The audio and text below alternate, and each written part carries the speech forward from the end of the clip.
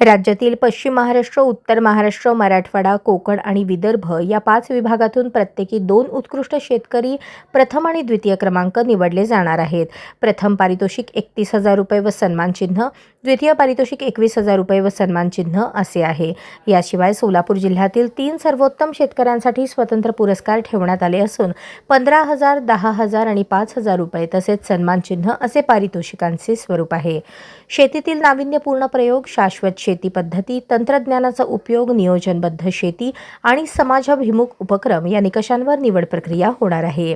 निवड समितीत कृषी विद्यापीठांचे माजी अधिकारी, नाबार्ड अधिकारी, कृषी विज्ञान केंद्राचे तज्ज्ञ आणि पत्रकारांचा समावेश असेल. अर्ज सादर करण्याची अंतिम तारीख 20 डिसेंबर 2025 असून अर्ज लोकमंगल कृषी व्यवसाय व्यवस्थापन महाविद्यालय वडाळा येथे उपलब्ध आहेत. राज्यातील सर्व शेतकऱ्यांनी या स्पर्धेत सहभागी व्हावे असे आवाहन लोकमंगलकडून करण्यात आले आहे.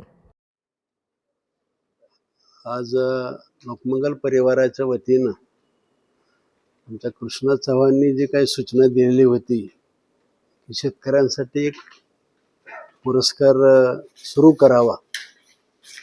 थोडासा वेळ गेला, पण या पुरस्काराचे समिती गठीत करण्यासाठी जे समितीमधले जे प्रमुख आहेत, वेगवेगळ्या विद्यापीठातले शास्त्रज्ञ आणि आमचे बोडके साहेब असतील, ज्ञानेश्वर बोडके, जे नाबार्डचे अधिकारी असतील, ह्या सगळ्यांच्या गाठी भेटी संमती घेणं. कारण निवड समिती सुद्धा तशी दर्जेदार असावी, जेणेकरून पुरस्काराचं स्वरूप सुद्धा तेवढा दर्जा असावा. थोडासा वेळ गेला, पण 1 जानेवारीला आपण ठरवलेलं आहे. बाकी सविस्तर तर तुम्हाला पुरस्काराचं स्वरूप जे दिलेलं आहे, महाराष्ट्रातल्या प्रत्येक विभागातून 2 पुरस्कार आपण हे करतोय आणि विशेष पुरस्कार सोलापूर जिल्ह्यासाठी करतोय. त्याच्यामध्ये 1, 2 आणि 3 असे 3 पुरस्कार करतोय.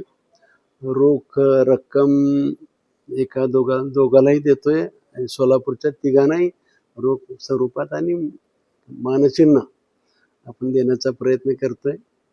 मी परत एकदा या निमित्तानं आपल्या सूचनेचं मला सेवा करता आली त्याबद्दल, म्हणजे कृष्णातनी जरी सांगितलं असेल तरी तुमच्या वतीनं सांगितलेलं असं गृहीत धरतो, समस्त शेतकरी बांधवाच्या वतीनं सांगितलं असं गृहीत धरतो आणि ती सेवा करण्याची संधी मिळालेली आहे.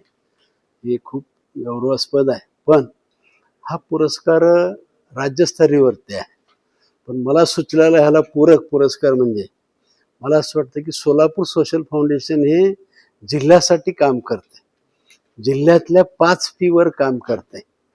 1 P आहे प्रॉडक्ट, दुसरं आहे प्लेसेस, तिसरं आहे पर्सनॅलिटी, चौथं आहे म्हणजे प्लेसमेंट आणि चौथं पोल्युशन, आणि 5वं पोल्युशन.